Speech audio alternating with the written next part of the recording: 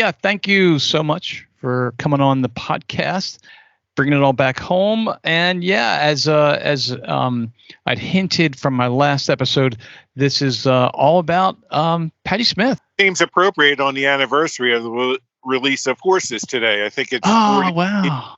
I think it's 49 years, but I'm not 100% sure. Wow, that's awesome. I did not know that. So I knew that December was a very memories. Oh, that's great. Yeah, I knew December was a very Patti month, but I did not know Horses came out today as well. Yes.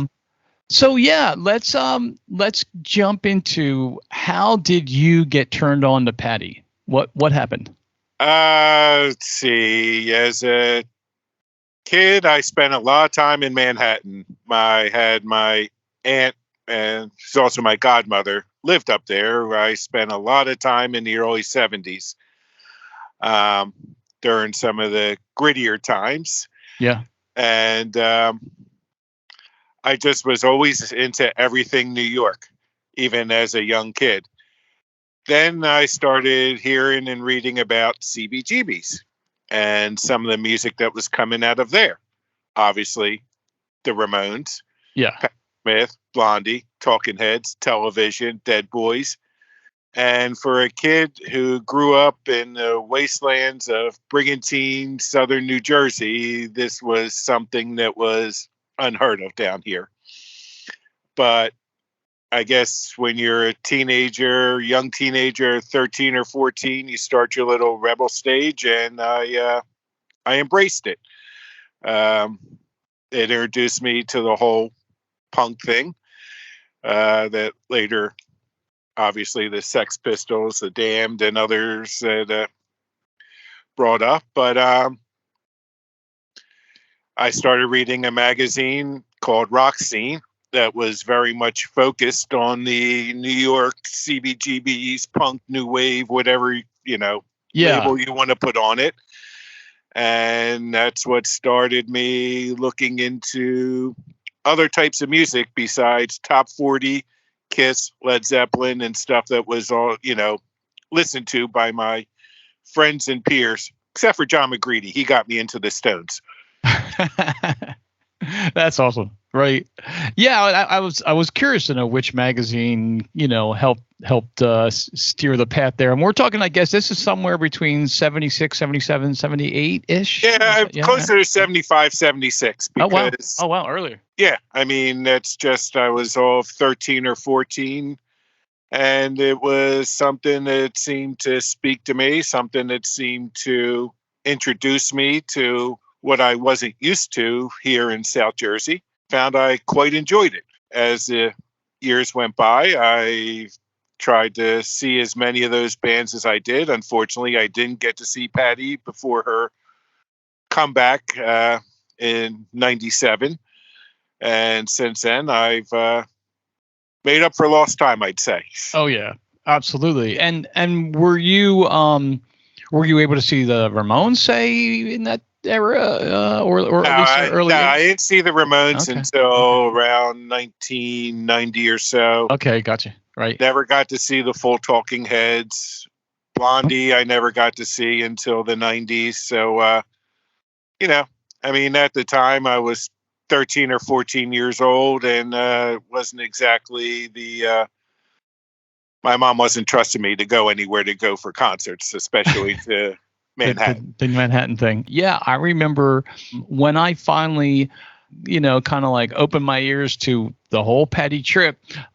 You're the first person I thought of, because I look back among people that I grew up with and saw shows with, and I remember, us kind of collaborating on either the Dead or the Who. I forget which, or both, maybe. Both. Yeah, but not Patti. Like, I don't think. That wasn't really something that infiltrated a lot of my friends back then. Well, what I do have, somewhere I found an address in Mantua for her fan club. Yes. So I wrote a letter and got a very nice handwritten letter back from her mother, Beverly, who apparently did all that. Yep. She was telling me about upcoming shows, about I believe it was the 78 Stones tour where Patti was going to be opening, and sent me autograph photo. Oh, cool.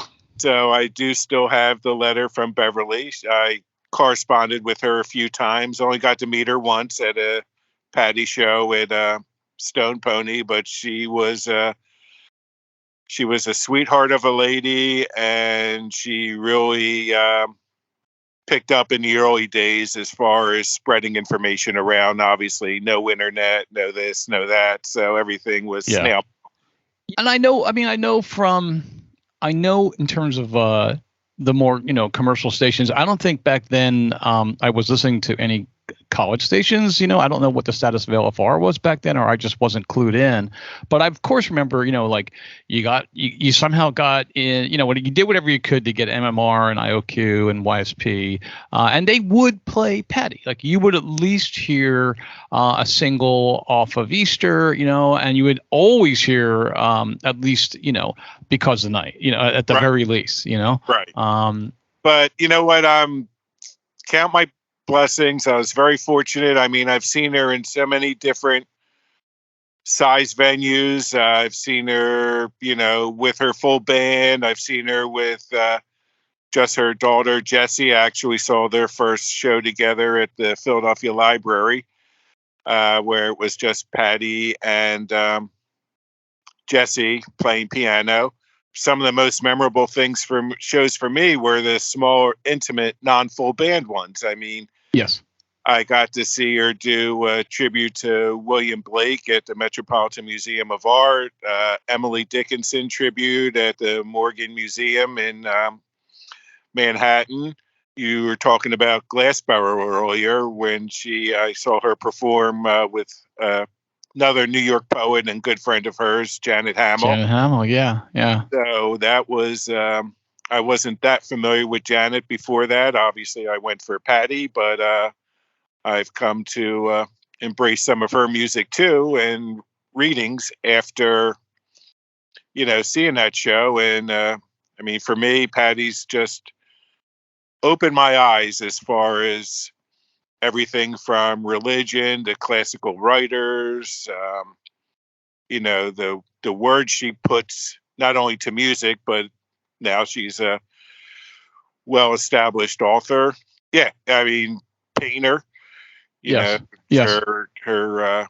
I remember after the Twin Towers came down, she did a painting of the towers that was my screensaver for a long time because it was just something. She's just a complete, total artist, and she's introduced me to so many of the classics. William Blake. I enjoy his stuff now, whether it's the poetry, the paintings, the etchings, or anything like that. So, she's been a big influence in introducing me to a great big world outside of South Jersey. Yeah. And so I think that's really, I think the core for me, for absolutely me, for the like, there's so many different things you could latch on to with Patti's work and her influence. But I think it is that idea of she feels it's a it's almost like it's something she needs to do. She needs to not just understand or break through with her own work, but just as equally, she needs you to understand her own influences and get into them too. Absolutely. I mean, I just got her new book. It's a calendar book with different pictures she's taken, one for each day of the year. And I was fortunate to go to an exhibit of hers a few years ago up in Manhattan. I made that a full Patti day because she was also at the Tribeca Film Festival. So I started out at the photo exhibit, then went to the Tribeca Film Festival where she was interviewing Ethan Hawke, who I really didn't know too much about. But, obviously, once again, she introduced me to something new. And like I said, she's just a complete, total artist. And that's rare anymore. Yeah. So many people just focus on certain parts of art, whether it's poetry, writing, music, painting, whatever. She does it all and quite well. And really, I think, like the South Jersey connection, we both grew up down here by the shore. We both went to Atlantic City High School. And we had, there were always people that we knew or including, ourselves, whatever, that had, our kind of artistic ambitions. But you typically, you didn't get somebody who has just got so deep into so many areas as Patti. That's extremely rare. Like she co-wrote a play and performed a play with Sam Shepard. She's, right, like I said, a painter. She's obviously came up doing spoken word and poetry. She was a writer, and obviously she's got a very, very long career going all the way back to the release of Horses, like you mentioned at the beginning. That has been turning on new fans for generation after generation. But going back to the 80s, I think, as a sort of tangent here, that was a strange time to be into Patti. Like I got completely turned on to her my sophomore year at Rowan. So this would have been roughly 80, I don't know, somewhere between 83 and 84. And it was like the wilderness. Like you occasionally Rolling Stone might print a little blurb that in the random notes that she's, and they would always typically use like she's back in Detroit, which she wasn't, of course, in Detroit, but she was in the suburbs, retired and living with her husband and raising those kids you mentioned, Jesse and Jackson, right? So, but as a fan who had just gotten into her, it was completely unknown if she would ever return. The whole like Rimbaud thing, like maybe she quit forever, right? Yeah. Yeah. Now I know exactly what you're saying because there was a lot of downtime, and you just had to, I guess, for me, accept the fact that she had moved on. And if her husband had lived longer, would she have come back? Interesting. Yeah, you just never know. But she did that one album with Fred. Yes. And which gave us, People Have the Power. And, so she was still recording. She was still, I don't know about performing, but, there was still stuff out there. And during those slow times, I had my collection of books. Babel was one of my all-time favorites. And a funny story about that is when I saw her at the TLA, I tried to get her to sign it, and she couldn't be bothered. So I chased her to the car and stuck it through the window, just before she left, and did get a scribble on it. So, I mean, if you've ever seen her signature, it's basically a straight line with a couple loops. Yes. But I saw her sign my well-worn copy of Babel, and that was, to me, almost as big as the show I had just seen. Yeah, exactly. Making that connection all the way back, and you'd probably had that book going way back, right? Yeah, I mean, I've met her plenty of times. She used to play the Stone Pony for her birthday in the early 2000s. I didn't know that. So I saw her there a few times. She'd walk in, I'd be at the bar and all. We'd talk a little bit. There's one time when she played she was doing a promo for the 40th anniversary of Horses when she did Tower Records up in Lower Manhattan. And I was fortunate enough to get her and the band to sign it. And she graciously took a picture of me. I look like a deer in headlights. So that's the only picture I have. But yeah, I mean, after the Rowan show, I had found her wandering and had her sign a couple of the books that I had with me. Okay. And for the most part, she's always been very personable, but sometimes, everyone has their off days, and sure. It's something I keep in mind. So if it's okay, let's talk about the Rowan show. Now, the Rowan show, which I did not attend. I was doing a thing overseas, and I absolutely could not get there. But I did, of course, mention to you a little bit of the backstory. I think once I found out, you obviously not only had gone, but you shot some video, which is still up on YouTube. But I myself was a little fudged with a little confused about the dates. I think based on when this started. So basically, I know I was still in Pittman, and this was around 2002. I know we had already started the invasion of Iraq. And there's a relation why I'm bringing this up, because but somewhere around that time, I was still friends with one or two professors, one of which remembered Patti, so she was, even though she wasn't an English major, she did attend some classes in the English department. All that stuff was at the campus area called Bunce, which was where she performed. Anyhow, the idea had been lingering in my head where Patti was being awarded honors here and honors there, and the campus every year, and I was long graduated, but I was still living near the campus, we would have these honorary degrees. Hey, is an honorary degree to blah, blah, blah, and an honorary degree to blah, blah, blah. And hey, let's change the whole name of the campus to Rowan because they're giving us so much money. And meanwhile, I got turned on to Patti because I discovered that she went to school here. She had done all kinds of stuff here. She'd been in a play. She contributed drawings to the magazine called AVANT. She'd influenced a lot of people while she was here, including two professors who I finally got a chance to chat with her about. But anyway, now it's 2002 or so. And I'm like, let me just do this. So I started a call to one professor, and he's like, well, that's an interesting idea. Patti Smith has an honorary degree. I'm going to pass it on. And then I spoke to the professor I knew much, much better, Dr. Toni Libro, who she was a poet. She is still a poet. She's a great poet. And she's friends with Peter Murphy, our friend, Mr. Murphy. Oh, yes. Yeah. Anyhow, she said to me, look, here's how it works. You have to nominate somebody. Put them up for a nomination, and then the people in charge of the honorary degree begin a certain process, whatever the heck they do.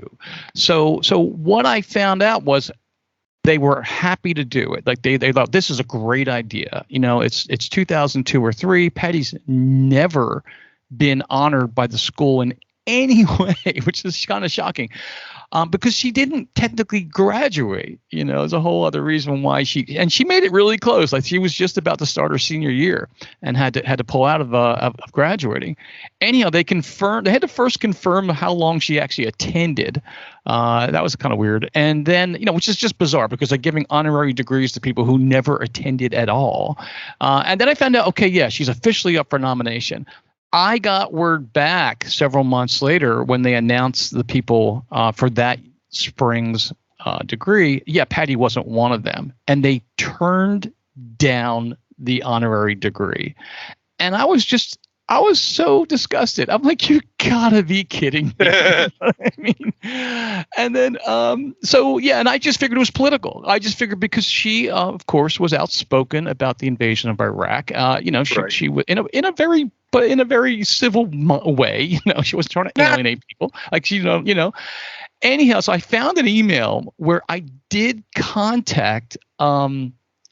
Somehow got through to Patti's management, and I think that was through reaching out to Janet Hamill, who I'd never met, but I've always heard of because those same drawings that Patti submitted to the magazine were for poems that Janet did. Okay. So they were like a Janet Hamill poem, and then it'd be a drawing by Patti. And in these old issues of AVANT from like 66, 67.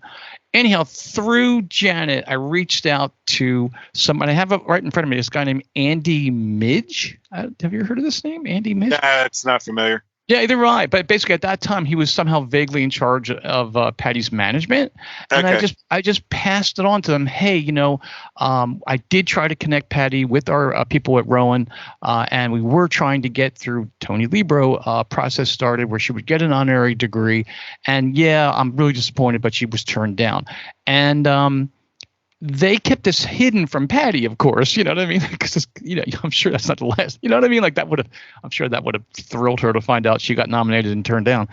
And that was the end of it. Like this. So in other words, I just figured 2003, she got turned down or whatever it was. And I'm like, this is just chalk this up to how screwed up people in charge are. You know what I mean? Like the people actually in charge of these schools, the people actually in charge of handing out awards are just idiots. And so I was like getting so bitter about it. I'm like, screw it. It's never going to happen. And I eventually, moved away from Pittman and got on this other journey. And next thing I know, I'm finding out from you because of your video that not only did she get her honorary degree, but she played at bunts in Rowan. Yeah, well, it's funny because while I'm sitting here looking at the ticket and the handwritten set lists I did that night, and the night that I saw them was March 2nd, 2008 in Flieger Concert Hall. Does that mean anything to you? The name, not so much, but I know it's the Bunce Theater. They just gave it a new name. Yeah. Okay. All right. Yeah. So I'm sitting there looking at the ticket now, and it does say Rowan University on it, sadly. Yeah. But yeah, it was March 2nd, 2008 at that concert hall that I can't pronounce. Yeah, but she eventually, so it did go through, and obviously by 2008, I'm sure the attitude about Iraq had changed dramatically. Oh yeah, but yeah, it really, and I know why. Oh, I left something out. The reason why I did submit this, I think the timing of me writing to her management was because she had just been awarded this enormous honor from the whole country of France. Like France gave her that sounds familiar. Yeah, like another, and this kind of brings you back to the whole, like my podcast is called Bringing It All Back Home.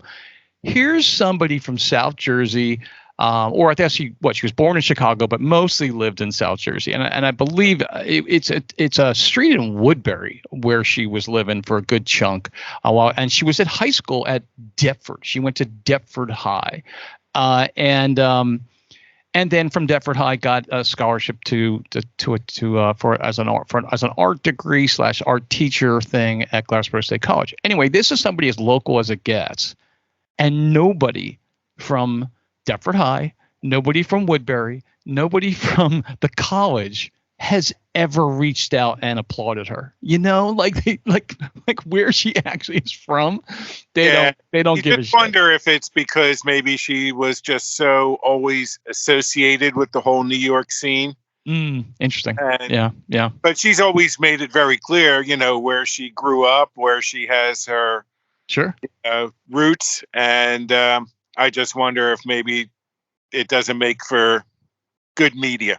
Yeah, no, that's 100%. Yeah, that's got to be part of it. It's got to be a big part of it. Absolutely. And she herself kind of rejected South Jersey a little bit, as somebody who wanted to, there's a tiny clip from that. There was kind of a vague video documentary that got out in the late 90s, early 2000s. But there was a tiny clip of her talking about South Jersey and with this high squeaky voice, like she's still so young, and she's sort of saying like, yeah, I had to get out of there. There was nothing really there. It's essentially what she's going on about. Like she had to kind of break free of it. There was nothing there to really challenge her. But on the other hand, like the book that she released as a precursor to Just Kids, what was it? Wool Gathering, right? Yes. Yeah, those are all memories of little towns and little things around her in Woodbury. Those are all core memories of South Jersey. They're not really memories of living in the village, or living on the east side. There's a very, very deep connection, I think, to that part of it. But it just intrigues me. It's just a whole idea the further people go in terms of the arts, either they're immediately there's a it's just an interesting thing with Springsteen. She got her big hit she was able to retire essentially because Springsteen included Because the Night on that box set. Remember that? Yeah. So that was like a steady income coming in during the 80s from at least having a credit on a huge selling box set of that live album, I guess. But really, Springsteen is that part of Jersey, Route 9 and all those places, Asbury and all those places around, he's completely rooted in that part of the Jersey Shore experience.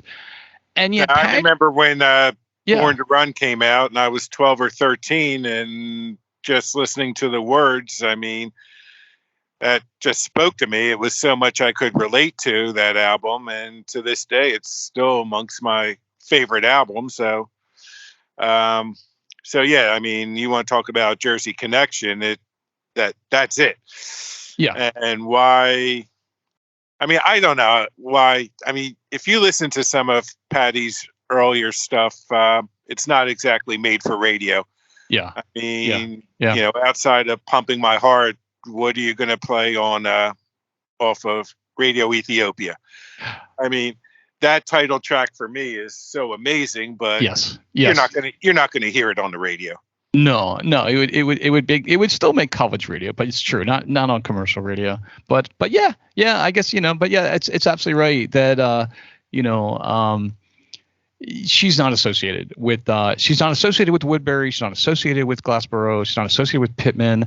But is a huge part of her journey. Yeah. And really for me, how that weird journey started was I had a casual interest in Velvet Underground. I wasn't a huge Velvet Underground fan, but I liked them, of course. And a woman who was really intriguing, who I met on campus from Vineland, her name is Deirdre. She used to have these really long conversations with me on the phone. And at some point, the first week or two I met her, she was obsessed with this book that was a biography of Edie Sedgwick. Wow. So I grabbed the book, I found a copy, and it's a fantastic book. It's an oral, kind of a group oral biography. So it's just cuts from, here's John Cale talking about Edie, and here's somebody from her family talking about Edie, and then cut to her brother talking about Edie, and it kind of just moves along her biography into the New York years, and then this voice keeps coming up named Patti Smith in the book. I'm like, is that the Patti Smith from? Yeah, because I had never heard of I had never heard of Edie before a mention of her from Patti, and like so many others, I started doing some research after, hearing about her or having her mention her. So there's another influence, that expanded my mind and I believe made me a more complete person. Yeah, absolutely. And the book came out, I guess, around 1980 or 79. And I circled this little quote. So the back of the book gave these little tiny blurbs about all the people on there. And it's a really huge, wide range of people that make up the interviews. And this is the blurb for Patti. Patti Smith moved to New York from Pittman, New Jersey in 1967 when she was 19. Although she was initially interested in drawing, she soon began writing poetry, gave readings accompanied by musicians, and she's a published poet. Books include Seventh Heaven, Kodak, and Wit, playwright, and a rock musician. Her albums include Horses, Easter, Radio Ethiopia, and Wave. And the first thing that leapt off for me was she was from Pittman. What the? How is this? How am I? I've been on the campus now for, I don't know, a year and a half. How is it I've never heard anybody mention that Patti's from Pittman? And it turned out, of course, Patti wasn't literally from Pittman, but I think there is something true about this story. Like you said, her parents moved to Mantua. She grew up in Woodbury. But I think the last couple of months after she had left the campus, but hadn't yet moved to New York, I think she was living with Janet Hamill in Pittman. I've always been intrigued by where was this apartment. This is like my last, hunt it down. I love because Pittman, it's probably still there. It's probably still somebody. Yeah, I don't think much changes there. I haven't been there in years, but yeah. I've driven through it, and looks like it's still in that era. And I don't know if she ever lived on campus. I think she was literally commuting from her parents' place, and most likely they might have already been to that place in Mantua. So she may have been commuting from Mantua. I don't know when they left Woodbury and moved to Mantua. Anyhow, all that local stuff. But it is, but anyway, she did a kind of pilgrimage while she was still in high school to go to New York and get a glimpse of Edie Sedgwick. Wow. Yeah, so, And I'll tell you, from my own experience too, when you're exposed to Manhattan in the early 70s as a teenager, there's stuff that sticks with you. And, I have so many memories of Times Square during that time. I remember when my mom had us up one time, and I guess it was either Broadway or 7th Avenue. We were walking down. Both me and my brother were probably around 12, 13 or whatever. Some guys running down the street with a handgun, waving it. And I thought it was the coolest thing in the world. My mom's sitting there pushing us up against the wall and stepping over people laying on the ground. I mean, my God, when you think back, it's kind of sad, but I mean, stuff like that. I mean, that leaves an impression and sure. makes for a cool story 30, 40 years later. Yes. Wow. I can imagine her trying to explain that. Yeah. Yeah. Even today, you don't see many people running around Brigantine with armed and. Nah. Which is fine with me. I mean, I'm good with that. I lived my excitement, and now, I'm ready to chill out, relax, not put up with hassles or headaches, and take a much more zen look at things than I ever did before. Sure. And again, just to connect back to so obviously she it was urgent. I think she had said she had seen a photo about Edie Sedgwick in a Life magazine. It blew her away, and maybe she figured she was bound to go to New York anyway. She probably had plans to visit the city, and she somehow hunted her down. And I think that passion and that interest is what her fans do. So sort of like she is probably the most she has a kind of interest from her own devoted listeners and fans around the world that kind of mirror what she herself is obviously enthralled with, where in, like you said, like her poetry as well as her photos often is a kind of it's a pilgrimage. A lot of times it's like her needing to touch base, like with William Blake's cemetery, and recording that action and going through almost a kind of ritualistic continuity between her, who she's really admired, and making that effort to not just reread them, but to somehow go on a journey to something that's an artifact from them, And absolutely. Yeah, and like you were mentioning, like you when she finally came out of the retirement, which I guess slowly began when Fred was still alive, but obviously kicked into gear when she needed to help support her family once he was gone. Right.